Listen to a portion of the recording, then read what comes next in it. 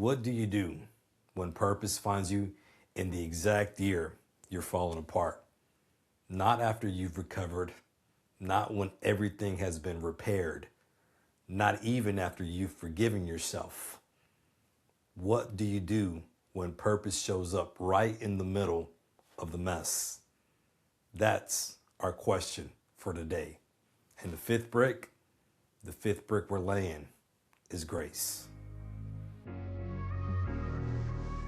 Welcome to the Mission Driven Podcast, the show designed to empower, educate, and encourage you to stay focused and committed to your mission. I'm your host, Dr. AC Cristales. Let's get ready to grow. Thank you for joining me on Mission Driven. I'm Dr. AC Cristales, and lately I've been thinking how there's something mentally and emotionally challenging about realizing that you may have more time behind you than you do ahead of you. You start thinking time is running out, and so you remember the opportunities you let slip away. You revisit the decisions that brought you lifelong consequences. You think about the things you can undo and the choices you wish you could make again. And then come the what ifs. What if I had played it safe? What if I had taken the risk? And it's a paradox too, because we can regret the risk we took and regret the risk we didn't take. Both can be true in our life. So what happens when you mess up? People will tell you, give yourself some grace. But sometimes the people saying it don't really know what happened with you. They don't know what you did. They don't know how you're feeling. They don't know about the heartache that pulled you into depression. They don't know about the choices you made that seemed to derail your purpose. And they don't know about the consequences you're still carrying. They just say, give yourself some grace. And maybe you think you could say that if you knew only part of my story. But if you knew everything, well, you might feel differently. So yeah, I understand. Give yourself some grace sounds very cliche. But what happens if you don't do that? What happens when you allow shame, regret, and self-criticism to become the loudest voices in your head? How do you keep building if you believe the mistake you made disqualifies you from ever touching another brick? I've spoken about 2022 before. I've spoken about the heartbreak that happened in January of that year, thinking she was the one. I've told you about the business, thousands and thousands of dollars gone, but I didn't tell you about the depression. The mornings when I didn't want to get out of bed, I was depressed. I would lie there wondering, how did my life get to this point? But you know what? I made a decision. I got up. And sometimes I got up because I had to. Bills were due. Responsibilities didn't just stop because I was drowning in everything I couldn't fix. And sometimes I got up because I wanted to appear strong for my daughter. And maybe you know that feeling. You get up, you get dressed, you handle your business with what feels like the weight of the world sitting on your shoulders. And people see you moving, but they don't know how much effort every step requires. Yeah, you show up, but showing up doesn't mean you're okay, because you can be functioning and falling apart at the same time. By August 2022, my money was depleted. My bank account was running on fumes, and I knew I had to start working again. Because listen, I know faith can move mountains, but faith alone doesn't make mortgage payments. So I went back to teaching. Third grade bilingual students by day, working the bar by night, weekends too. And I did that for a whole month, and I did it out of necessity. But I wasn't trying to rebuild my life. I was trying to find that sweet spot again, the one I had at 21, my first year teaching, when I was committed to being there for students and parents. So there I was again. And yeah, they needed me, but I also needed them. Because sometimes the person you're helping is helping you feel alive. Sometimes serving someone else reminds you that there's still something valuable inside of you. Now, that doesn't mean you ignore your pain. It simply means your pain isn't the only thing your life can produce. True success isn't only about what happens to you. True success is also about what happens through you. Whose life could become better because you chose to pick up the pieces and the bricks of your life and start rebuilding? Whose life? In October 2022, I successfully defended my dissertation. I had become Dr. Cristales, which showed me that even while the entire wall was falling, one brick was still going up. Then Austin ISD contacted me. Family Academy, keynote speaker, I'm their guy. And one of their emails asked if they should add doctor to the flyer. They wanted to make sure they gave me a proper introduction. A proper introduction. That hits differently now. Because while I was judging myself by what I had done, someone else was preparing to introduce me by what I had become. While I was questioning whether my mistakes had disqualified me, someone else was making room for my calling. Because sometimes God gives you evidence of your calling before you've forgiven yourself.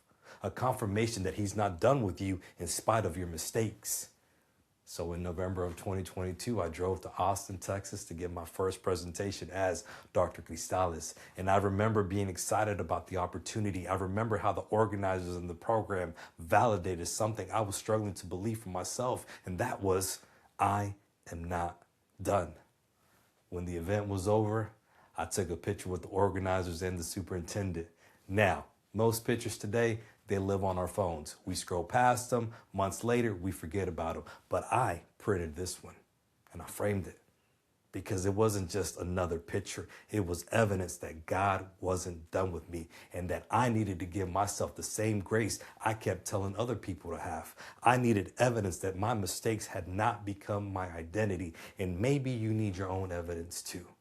Something that reminds you that your past doesn't get a vote in what you do next. Because in order to move forward in life, you can't let self-pity, shame, and what you can't undo determine your future. We sometimes believe that a failure, a disappointment, or a mistake means the whole thing we're building is over. We look at one damaged part of the wall and decide the entire thing is ruined. But grace taught me something deeper. A fallen brick, a damaged part doesn't mean God is finished building. Your actions don't create grace either. You can't earn it by working harder, staying busier, collecting titles, or pretending to be strong. Grace is already there for you right now, even if you can't recognize it. But grace doesn't mean there's nothing left for you to do. You still have to choose to move forward. You still have to pick up the brick. You still have to place it on the wall. You still have to accept the opportunity and walk into the room, even when part of you feels unworthy of being there. Grace doesn't require you to repair the entire wall before you begin again. It doesn't. Sometimes grace simply gives you enough strength to lay the next brick, even if it seems like it's over. But what was still standing in the midst of the mess? My purpose. Not because the pain was good. It wasn't. And the losses were real. The consequences, they didn't just disappear. But grace didn't let any of it go to waste, because in the hands of God, your greatest trials can be transformed into your greatest triumphs. For a long time, forgiving myself was a daily battle. Do you know the feeling where you're working hard to get something to prove you're more than what feels like your greatest failure? Have you ever chased a title, a position, a promotion, not because you wanted it, but because you needed proof that your past hadn't defeated you? Have you ever kept knocking on the same door over and over just to prove to the people who judge you that you were more than your worst season? Maybe you're still knocking. Or maybe like me, you'll eventually stop. And stopping isn't giving up. Sometimes you stop chasing a door because you've finally forgiven yourself enough to trust that the right one will open on its own. You don't have to force every door. You don't have to chase every title. You don't have to spend the rest of your life trying to prove you're more than your mistakes. You can keep building without making shame the architect of your life. That's why grace is one of the bricks in this series, because when we're building something in life, there will be setbacks. There will be delays. Some will happen because of circumstances beyond our control. And some, if we're honest, some will happen because of our own decisions. We'll sometimes damage the very thing we're trying to build. But grace doesn't tell us the damage doesn't matter. Grace doesn't excuse us from responsibility. Grace doesn't mean we never apologize, make amends, or face consequences.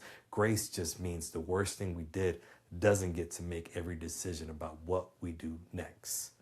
Grace gives us enough room to take responsibility without surrendering our identity.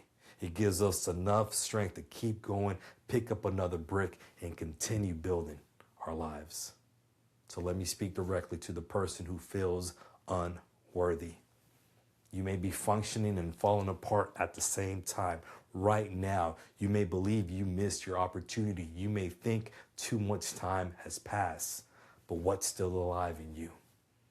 Who have you helped because of what you survived? What evidence has God already given that your story isn't over? Don't demand that you become perfect before you allow yourself to be useful either, because God doesn't wait for you to finish falling apart before he starts using you again. He doesn't. So here's your challenge. Within the next 24 hours, write down your in spite of. What's the mistake, loss, failure, or broken place that you thought disqualified you, made you feel unworthy? Write it down. Then underneath it, write one thing that you're still building in life.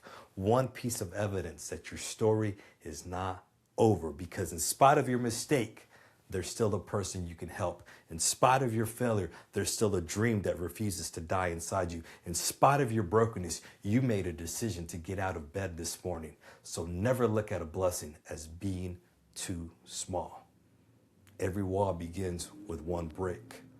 And sometimes grace is the brick that allows you to start building again. Because the loss in your life, it's real. The mistakes are real. The consequences are real.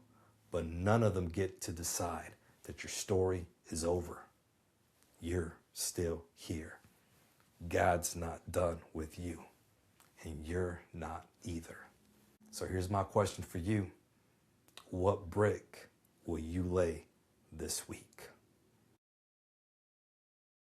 That about wraps up another episode of Mission Driven with AC Cristales. If this episode made you think of someone who's having a hard time forgiving themselves, do me a favor, share it with them. They may need someone to remind them that what happened to them was real, but it doesn't get the final word.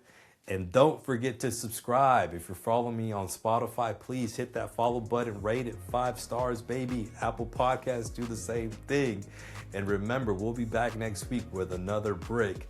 And as always, before I leave, I want to wish you faith, hope, love.